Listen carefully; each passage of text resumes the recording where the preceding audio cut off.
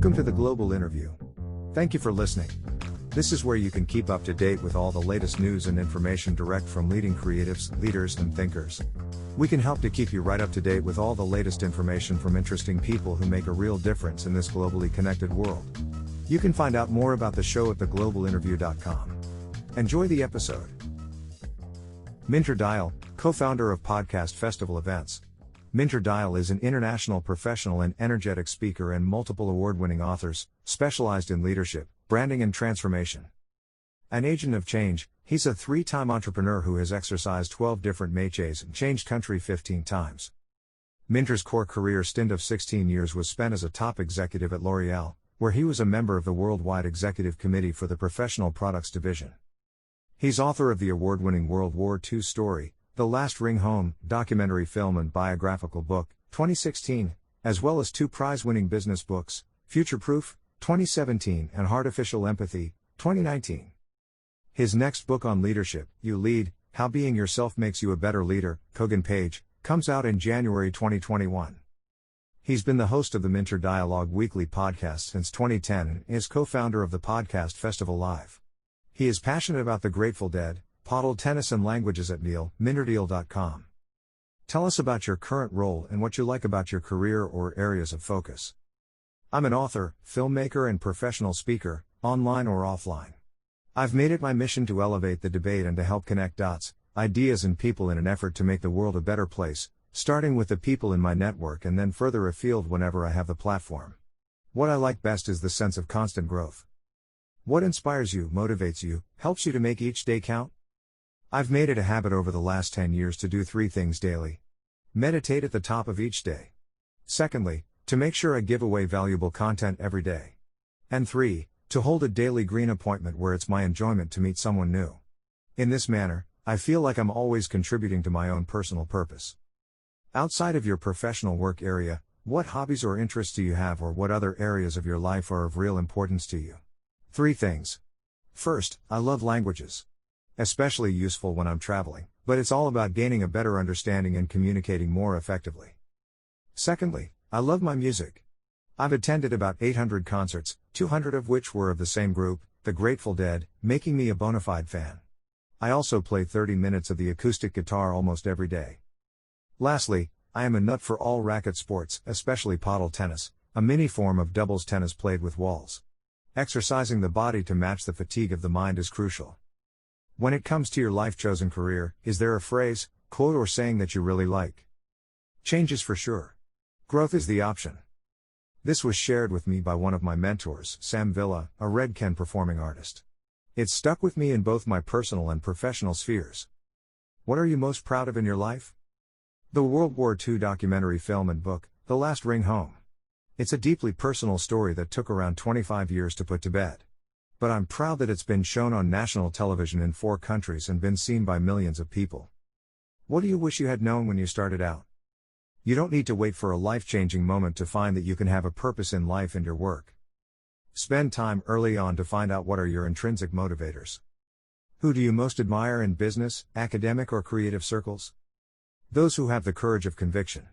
I can think of Jean-Marc Jancovici, the French engineering consultant, energy and climate expert. I've long been impressed by founders of companies who have led with genuine purposes, such as Jerry Greenfield and Ben Cohen of Ben & Jerry's or Yvonne Chouinard of Patagonia. However, I've also appreciated courageous startup founders such as Anna Boden at Starling Bank or Audrey Sauvigné, founder of eWheelshare that helps people with disabilities get around cities in France. I also appreciate the editors at Unheard, the independent media that was founded in 2017, with the intention of balancing mainstream media. What companies, brands, or institutions do you like or do you think are getting it right? I will naturally tend to favor companies/brands that are taking a bold stand, that stands out. In this regard, Nike stands out for its remarkable storytelling and bold campaigns. I love Starling Bank as it's a bank with a genuine difference in terms of user experience, with its employees and for standing up for specific causes, i.e. equity and diversity. What is the best advice you have ever received? It was the advice I was given by a GM on my team when I arrived in Canada to take over the L'Oréal Professional Products Division. She said to me, "Start by thinking of the meaningful legacy you want to create. What drives or motivates you each day in a work environment?" As I mentioned above, I seek to elevate the debate and connect dots, ideas and people. I make sure that I practice this not just at work, but in my personal life as well. Making people meet gives me pleasure. Connecting what may appear to be dissociated ideas is stimulating. And making sure that we have powerful and civil conversations is of great importance to me. What are your thoughts on the future of social media? I think the future of social media is tied up with the future of democracy and media in general. If we can't figure out how to have decent conversations, where unsubstantiated shamings are allowed to happen, where facts and sources go unchecked, I feel we will all suffer. I believe Twitter CEO Dorsey is right to look deeply at how Twitter can tweak its interface and the implied motivations with its functionalities. While the Chinese state may have other purposes, I feel that WeChat and TikTok provide truly novel experiences from which the West could learn. What is your favorite social media platform and why? My go-to major social media continues to be Twitter, but WhatsApp, which I suppose may not be considered a classic social media, but rather a messaging service, has become the most visited app on my iPhone. The WhatsApp group chats are more invigorating, the UX is great, and the sharing is easy. Do you have a mentor, or have you ever been a mentor to anyone? I have had several mentors. One is Pat Parenti, ex-president of L'Oréal USA for the Professional Products Division. A second, as I alluded to above, is Sam Villa, the international performing artist for Redken. I'd add that Ann Mincy, who I fondly describe as the VP of Love at Redken, has always been an inspiration for me as well. How do you network? What is your preferred way to network? For 10 years, since leaving L'Oréal, I've had two important facets to my networking. Only connect with people I know and trust/respect. Secondly, I have a green meeting once a day during the work week, and that is an appointment, colored green in my calendar, with someone I don't know.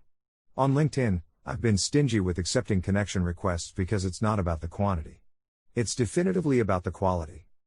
I remain perplexed why I receive connection requests from strangers who don't bother writing a reason for connecting or who just want to be a part of my network. Each connection should be meaningful.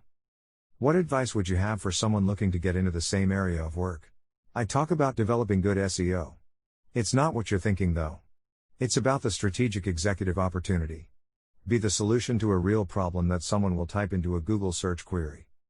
Secondly, be specific and differentiated. Find, long tail, keywords that are specific to you and hone your elevator pitch accordingly. What do you feel is the most common reason for people failing or giving up? I believe that having the wrong partner is the biggest reason for entrepreneurial failure. The other one is, not having a strong purpose that resonates internally.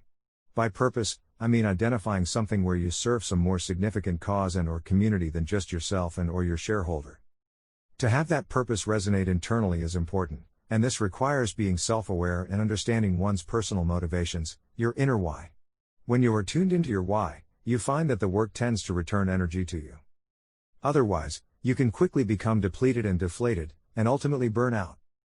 How do you define success, and what lessons have you learned so far that you could share with our audience? Success must be intrinsic. When you are in touch with and honest about what matters to you, you find a sense of satisfaction and deeper well-being that helps overcome the inevitable problems and woes that come with life and running a business. What skills do you feel have helped you to become successful? I've always stayed open to new ideas, people and cultures. To wit, I love learning new languages and exploring new cities. By having an open and curious mind, as well as cultivating a strong and broad network, I've been able to bring fresh ideas and perspectives. Is there anything new that you are working on or involved in that you would like to share? I've got a new book on leadership coming out in January 2021, Lead, How Being Yourself Makes You a Better Leader, published by Kogan Page. Access www.minnerdeal.com/book/ulead/ for more information. Thank you for listening to this interview on The Global Interview. You can join the Global Interview newsletter at theglobalinterview.com. Thank you for listening to this episode from The Global Interview. We appreciate your support. If you would like to find out more, please visit theglobalinterview.com.